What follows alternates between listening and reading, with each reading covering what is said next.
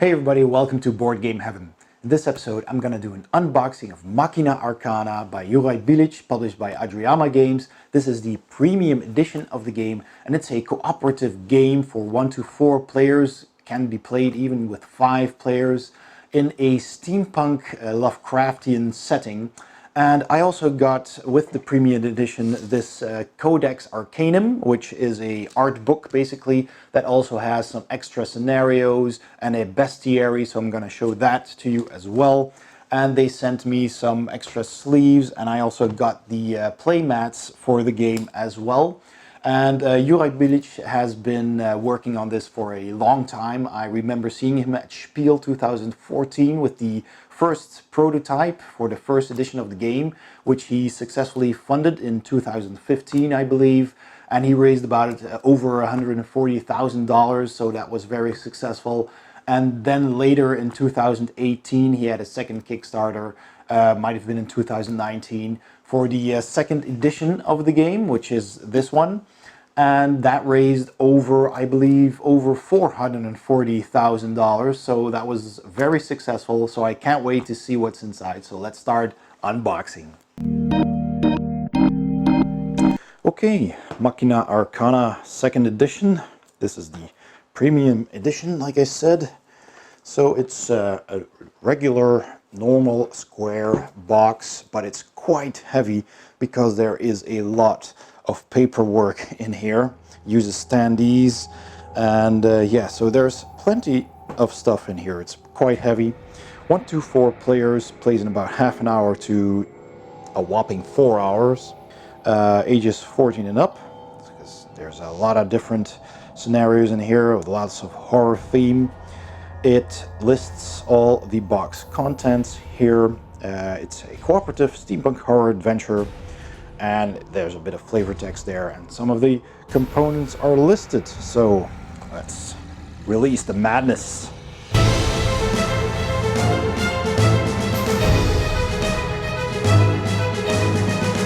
All right. So first of all, there is a leaflet here.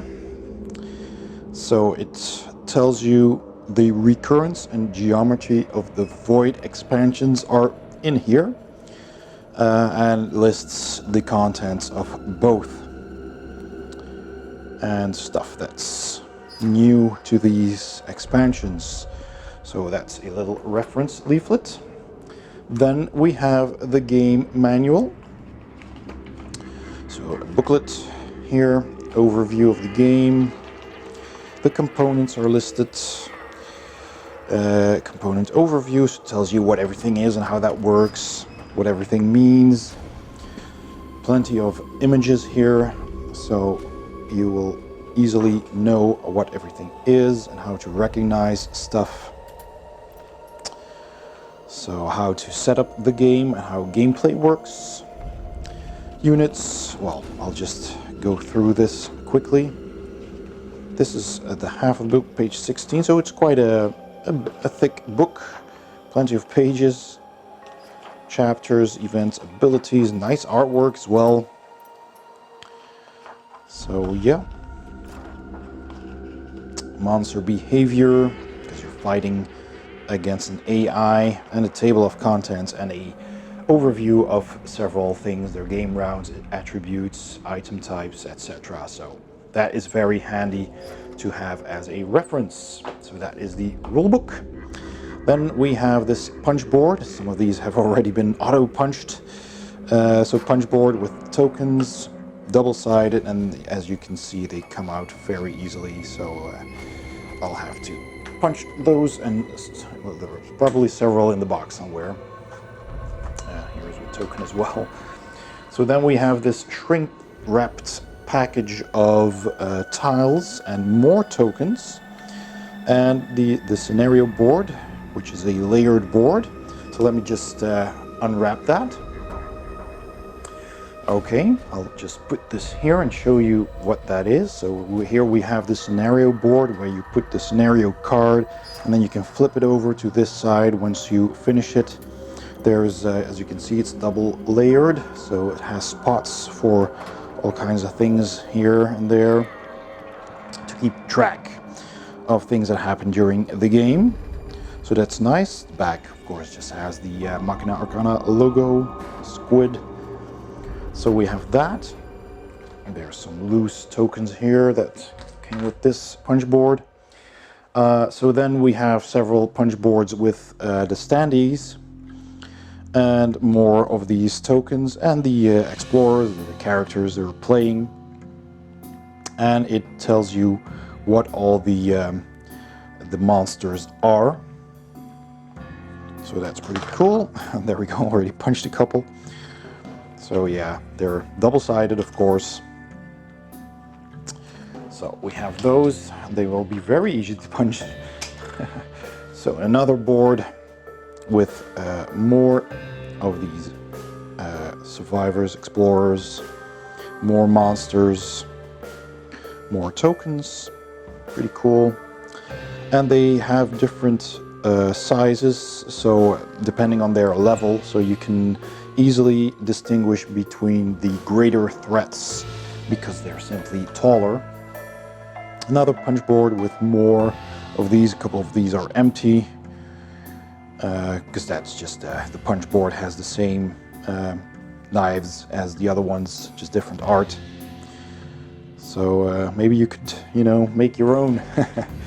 So then we have the tiles. The tiles are pretty nice. They're all the illustrations are revamped versions of the first edition of the game. So that's pretty cool. And yeah, they look very astonishing, very steampunky with all the gears and the grids. Very nice. They are double-sided. So that's pretty cool. So that's the first tile. Another one here with some staircases and a corridor there. Extra rooms. There are some openings here. So all these tiles have openings on 4 sides. So you can link them up.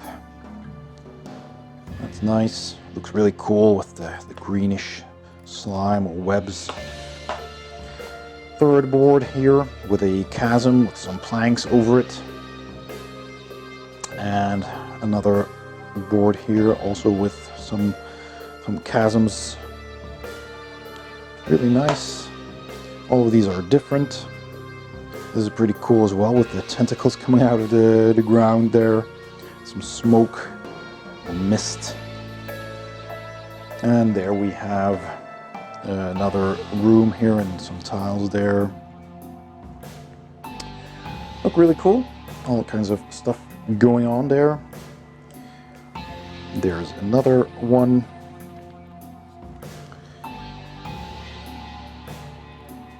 So there's plenty of these, quite a lot of tiles. I'll go through them a little bit faster. So we have this one, and that one, big open room here with some stairs leading up to 4 exits, pretty nice. With this one, with some corridors, some smaller rooms basically that you have to get around. This looks cool as well. And then another one with some more chasms and some pathways here. And here's the other side. And another tile here, and I can spot a lot of detail in these. Really, really cool artwork. Very moody, very fitting to the Lovecraftian setting and the steampunk elements. You can see it by these lights and everything and the gears. So there we go, and here all the creepy stuff going on there in the surroundings. Looks like the floor is alive. And here another big hole. Very nice. So those were the tiles, and then we have one more tile here, which is the horror in the ice endgame tile. Pretty nice, big circle here. And this is the Statue of Despair endgame. Looks like this.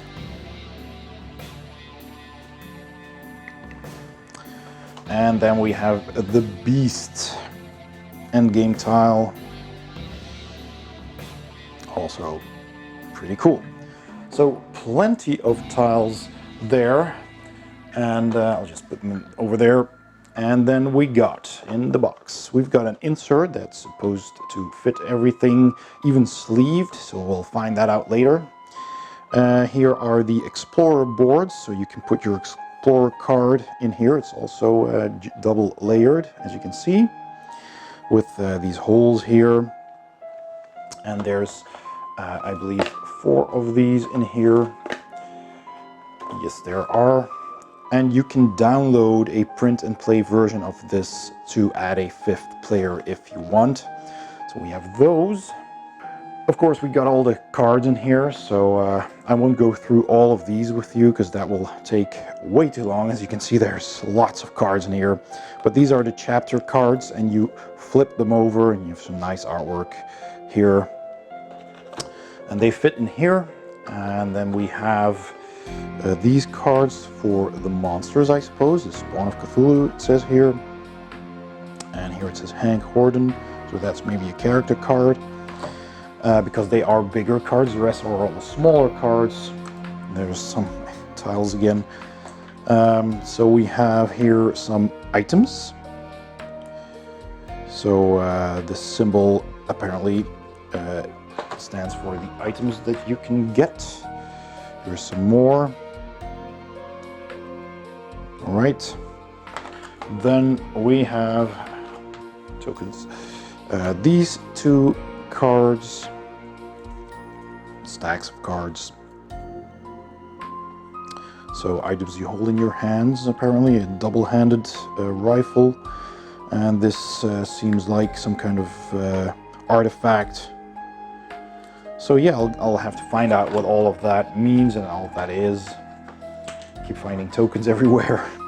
So we have these cards with a face infection. So probably bad stuff, events.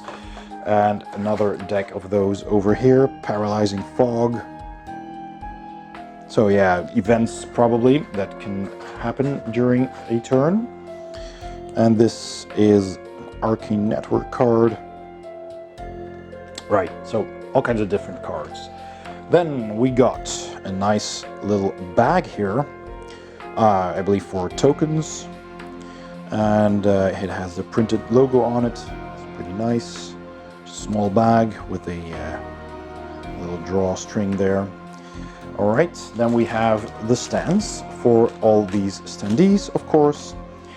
We have the wooden pegs that go into those holes in the player boards and the chapter board, so you can keep track of things, and they are really nice. I just want to show these to you.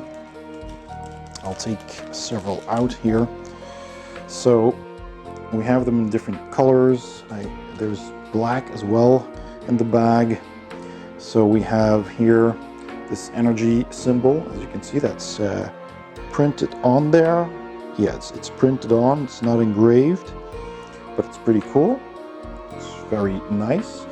Then we got these light brownish gear tokens, and these dark blue, navy blue heart tokens for your health. And then we have the black ones. Oh, this is a nice one. Let's see, so this has a very cool star on it. Big black wooden token. And the smaller ones have that same symbol on them. Just smaller.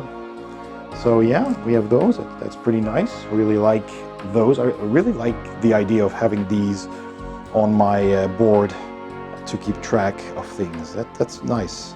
Different than all those acrylic transparent cubes, which I also like, but yeah. So here are black stands. So we have transparent and black. So I guess one of these is for the explorers and the other for the monsters. And finally we have the dice. Very nice looking special dice for this game.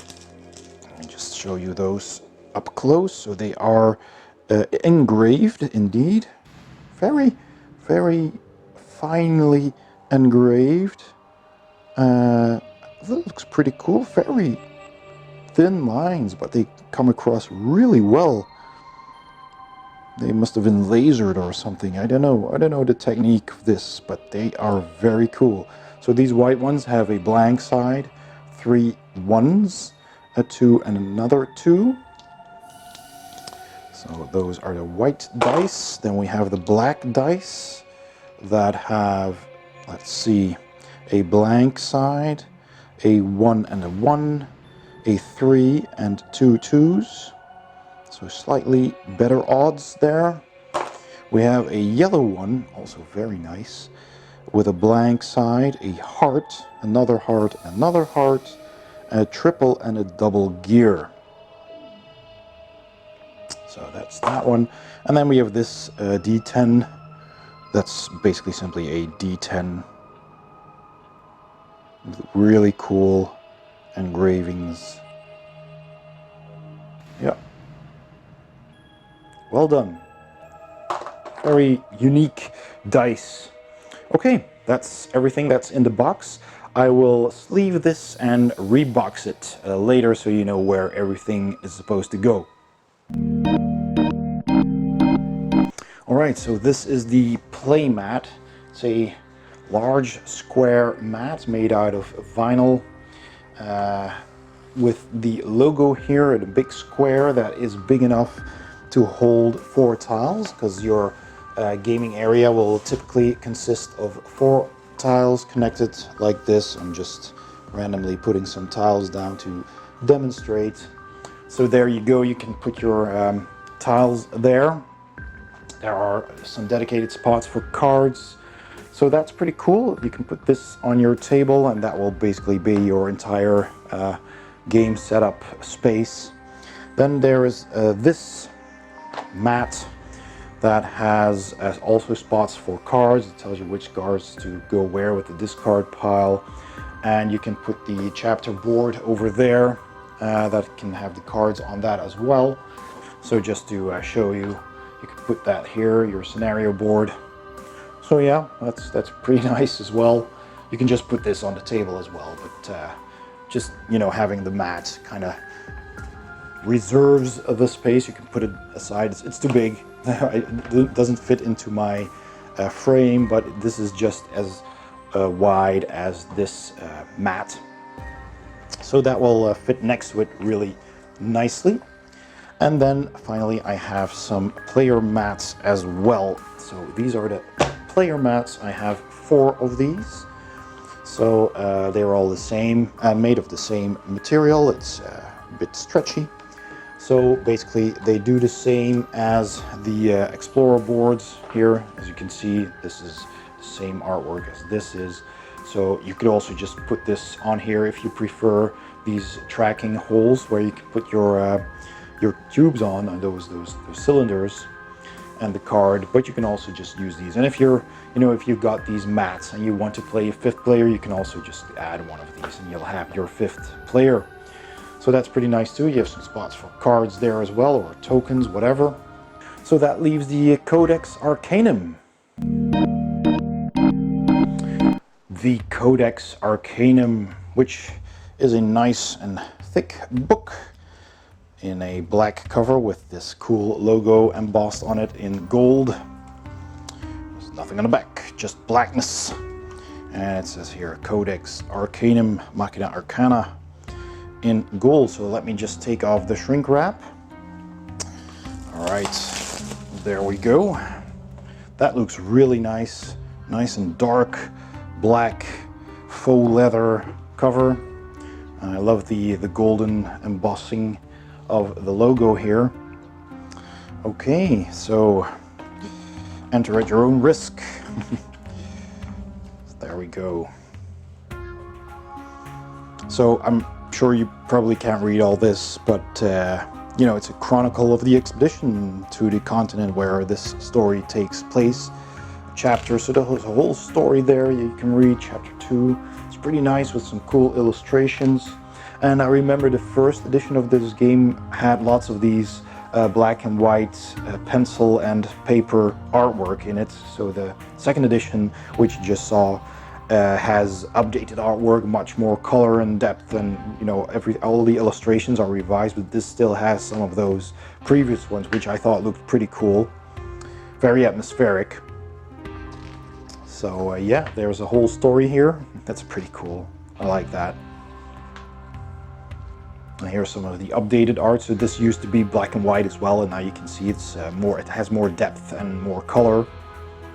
So the characters, the explorers, have their bios written here. That's pretty cool.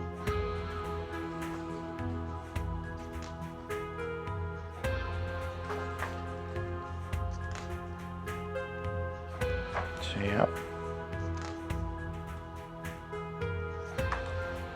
Quite a few characters here.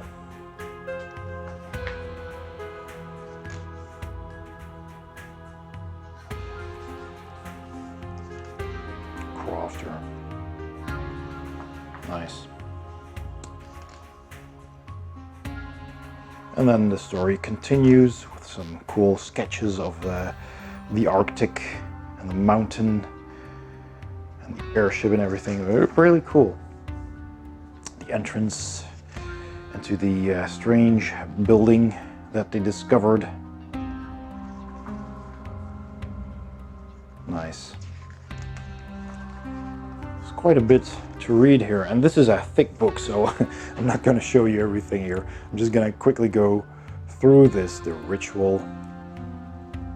Look at that, some creepy amulet monsters over there as well. Madman's Gallery.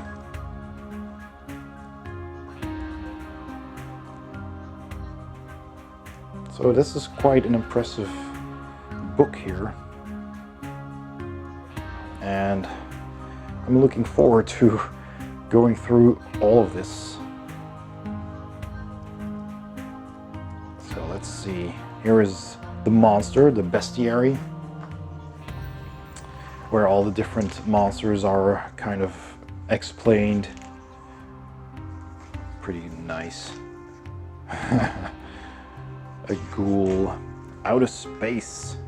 Color out of space, yeah. From the Lovecraftian books.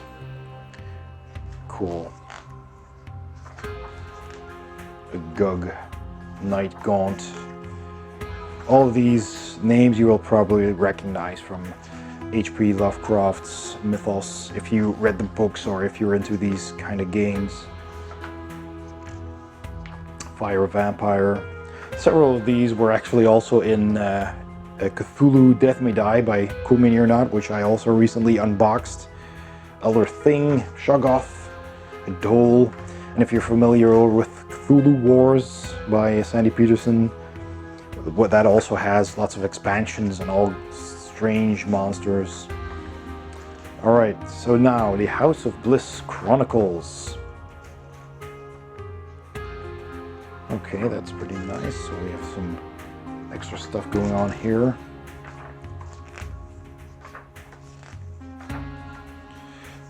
Armamentorium. Alright, so these are all the items, all the weapons listed here with their images. Cool. Armory. Artifacts. Consumables. And a series of unfortunate events.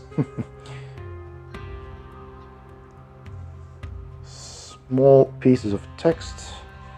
Alright, so those are, I don't know, Horror in the Ice, Statue of Despair, The Beast, things that happen during those stories. Yeah, these are the afflictions you can have. Ouch, a nail to nail. Wow, that looks horrible. Project Chronicles. Oh wow, this is awesome. This is really basically everything is documented here, from starting with the game in the beginning, the prototypes, early works and art. Oh, that's so cool. I recently saw a video of Juraj burning all of those prototype things, everything he had, everything that he used to create this game, in a ritual burning. It's on YouTube, and now he's documented everything in this book. So that's pretty cool. I think that's pretty nice. All right, so that was the Codex Arcanum. All right, so I've sleeved and punched everything. So here is how you rebox everything into the box. So as you can see, I've put the cards sideways, most of them, and I put these cards in here. Then I continued with these cards, and there's a few of those, and in the back I have these cards. And then the rest of those cards over here, I just continued in the back here. And finally I had these cards. So there's 4 stacks of cards that you need to divide in 3, but this is 1 stack, and then one of them comes up to here, more or less, and then these finish here, and then the rest of the cards go here. And the good part is that if you put them face up like these, then the air in the sleeves will push them up and they will slide around, and this keeps them nicely in place. So these cards can only be stored like this, so I just put them face up, but that just about makes them flush with the insert. And these bigger cards, the chapter cards, are it's a bit taller stack, so this is gonna puff up a bit here. But yeah, that's the best way I could put them. And then over here I have these cards, and basically these are 2 stacks of cards. You have these cards, which continue up until roughly here, and then the rest of these cards are these with the star symbol on them, and they continue up until here. So just make 3 roughly equal stacks and put them sideways in here as well. And in the bottom of the box, in this vault over here, I started with all these standees. And I took the smaller ones and I put 3 on top of each other with the feet in 3 directions. So I did that a couple of times here, and here as well with the monsters, the smaller ones. And then I took the slightly taller ones in the middle over here, and then 2 of the bigger ones here, and the second largest ones. So I just put them there, and just to show you, I had some space left for a couple of these bigger ones. And you want to try and get those to be as flush as possible, with the feet just overlapping each other every time, so these edges don't come up too much. Now don't worry if it comes over this edge a little bit, that's okay, because next you're gonna be placing these player boards on top, and as soon as you put the first one in, that'll just seal that off and keep the standees in place. So that works rather nicely, even though it does require some fiddly, organization. I had a couple of these doors left. I just put one in here as a sort of like a divider, and one over here as well. There were just a few too many to be able to put them all on top. And I had a door just put over here. You could put multiple here actually, but just put them there as a sort of like a divider. Because the 4th player board I have here, and as you can see, I did it afterwards. I just picked this up so I could show you, because I tried it first and then I took this out again. But basically on top of the 4th player board, you put all of the remaining monsters with the feet on the outside, and I put some of these doors in here as well. There's a recess in that player board where the card goes, so this is as low as I could get them. So yeah, this is a puzzle. It's a puzzle, but at least you can get them about as flush as the top of these cards, because this is gonna be where the tiles will be resting on. So if that's below that, that is fine. So you don't have to be as precise as I was, as long as you stay underneath the level of the sides of these cards here. All right, so then I took the baggie, I just put them on top of these cards, and then I put this bigger scenario board on top of that at the bottom here. So then all that was left to do, first I almost forgot, I needed to put some of these. Yeah, so I had this bigger baggie of these tokens here, I just put there, and you can just You know, if you take a bag that's big enough, you can just divide them a bit so it doesn't make it big enough bulge to rise over this level. So then I took this baggie here with the wooden pieces. I had some doors left and I did not have enough stands for all the doors. So I put some in a baggie with some of these little tokens. Just put them in here. So yeah, that's about as far as I got without making a bulge beyond these cards. So this goes on here then, like I said.